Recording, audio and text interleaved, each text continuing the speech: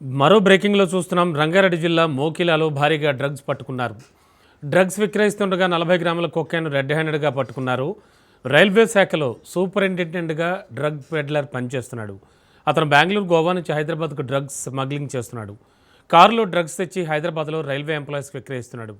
అతని వద్ద 40 గ్రాముల కొకైన్ సీజ్ చేశారు. సాఫ్ట్వేర్ ఎంప్లాయీస్తో పాటు మరో వ్యాపారవేత్తను అరెస్ట్ చేయగా 2 కార్లు సీజ్ చేశారు.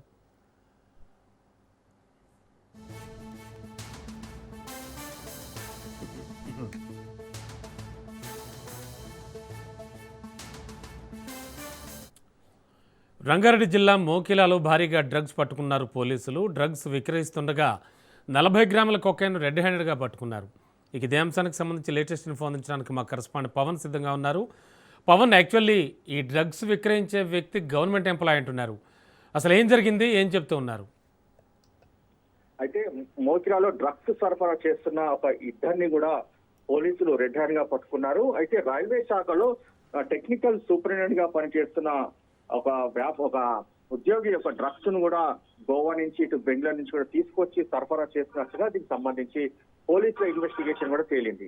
అయితే గూగుల్లో పనిచేసే ఒక సాఫ్ట్వేర్ తో పాటు మరొకరిని కూడా అంటే ఇద్దరిని కూడా పోలీసులు అదుపులోకి తీసుకున్నారు. వారి వద్ద నుంచి 40 గ్రాముల కొకైన్ కూడా స్వాధీనం చేస్తున్నారు. అయితే రైల్వే శాఖలో ఉద్యోగంగా పనిచేస్తున్న ఈ వ్యక్తిని పోలీసులు అరెస్ట్ చేసి ఇప్పటికే పూర్తిగా విచారణ కొనసాగిస్తున్నారు. ఇప్పటి వరకు ఎన్నిసార్లు ఒక గోవాను సరఫరా చేశారు, ఎవరెవరికి సరఫరా చేశారు దానిపైన కూడా ప్రధానంగా ఇన్వెస్టిగేషన్ కూడా చేస్తున్నారు. మరోవైపు చూస్తే మాత్రం వీరి వద్ద కారులో అంటే వీరి డ్రగ్స్ తీసుకొచ్చి కారులో సరఫరా చేస్తుండగా 2 కార్లను కూడా పోలీసులు సీజ్ చేశారు. అంతేకాకుండా వీరి సెల్ ఫోన్స్ కూడా స్వాధీనం చేసుకొని పూర్తిగా వాట్సాప్ చాటింగ్ తో పాటు ఇతర కాల్స్ సంబంధించిన వాటన్నిటిని కూడా అనాలిసిస్ చేస్తున్నారు. ఇంకా ఎవరెవరికి ఒక డ్రగ్స్ సరఫరా చేస్తున్నారు, వారు ఎవరై ఉంటారనే దానిపైన కూడా పూర్తిగా ఇన్వెస్టిగేషన్ చేస్తున్నారు. దాని తర్వాత పూర్తి వివరాలు చెప్తామని చెప్పి మరోవైపు పోలీసులు అంటున్నారు.